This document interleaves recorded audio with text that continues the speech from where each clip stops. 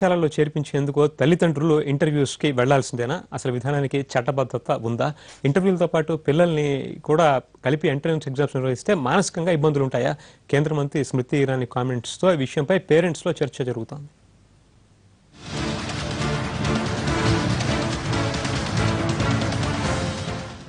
నా పిల్లల్ని స్కూల్లో చేర్చడానికి నేను ఇంటర్వ్యూకి హాజరయ్యా.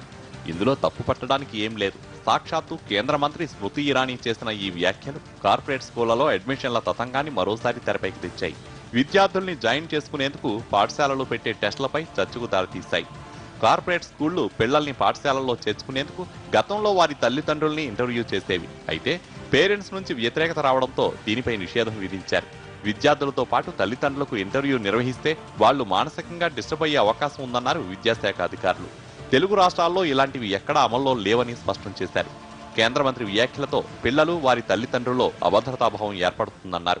స్మృతి ఇరానీ గారు ఇంటర్వ్యూ అటెండ్ చేసినట్టుగా స్టేట్మెంట్ ఇచ్చారు. ఎందుకంటే వారి పిల్లలు బాంబేలో చదువుతున్నారు.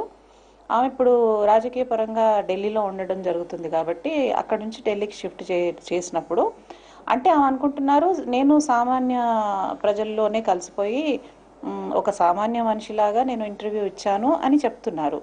మరి హ్యూమన్ రిసోర్స్ మినిస్టర్గా ఆమెకి ఈ విషయం తెలిసి ఉండాల్సింది. దట్ ఇంటర్వ్యూస్ అనేవి బ్యాన్ అయినాయి అని చెప్పేసి తెలిసి ఉండాలి. మరి వారు ఎందుకు అపియర్ అయ్యారు, తర్వాత ఆ విషయం గురించి ప్రెస్ కూడా ఎలా స్టేట్మెంట్ ఇచ్చారు అనేది అది కొంచెం ఏంటంటే కొంచెం డిస్టర్బెన్స్ కలిగిస్తుంది. ఎందుకంటే నిజానికి చూస్తే ఇటువంటి పద్ధతి మనకి లీగల్గా లేదు మన దేశంలో. కార్పొరేట్ స్కూళ్లు స్టేటస్ కోసమే గతంలో తల్లిదండ్రుల్ని ఇంటర్వ్యూ చేసేవన్నారు సైకాలజిస్టులు.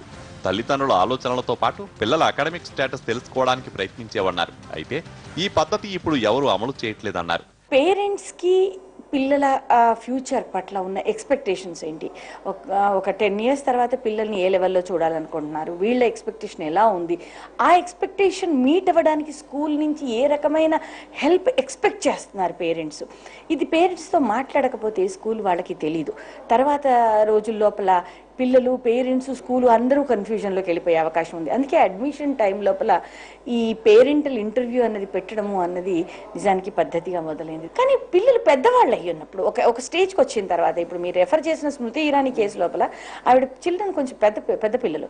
సో కాబట్టి ఆ ఎగ్జామ్ అన్నది నిజం చెప్పాలంటే వీళ్ళని అడ్మిషన్ చేసుకోవడానికో కాదో అనే దానికన్నా పిల్లలు ఏ లెవెల్లో ఉన్నారు అనే ఒక ఎవాల్యుయేషన్, దాని ఒక ఎగ్జామ్ దృష్టిలో చూడకుండా టు అండర్స్టాండ్ దేర్ లెవెల్ అన్న ఒక ఎవాల్యుయేటరీ కాన్సెప్ట్గా దాన్ని చూడడానికి గనక యూజ్ చేసుకుని పిల్లలకి ఆ ప్రెషర్ అన్నది లేకుండా ప్రజెంట్గా ఉన్న పరిస్థితి ఏంటో తెలుసుకోవడానికి మాత్రమే ఇది యూజ్ చేయబడుతోంది అన్న విషయం అవగాహన ఇస్తూ స్కూల్ మేనేజ్మెంట్ కూడా ఆ పర్పస్లోనే యూజ్ చేస్తూ పోయినప్పుడు పిల్లలు అంత టెన్షన్ పడాల్సిన అవసరం ఏమీ లేదండి. మొత్తానికి తల్లిదండ్రులు ఇంటర్వ్యూకు హాజరు కావడం తప్పు కాదన్న స్మృతి ఇరానీ వ్యాఖ్యలపై పెద్ద చర్చే నడుస్తోంది.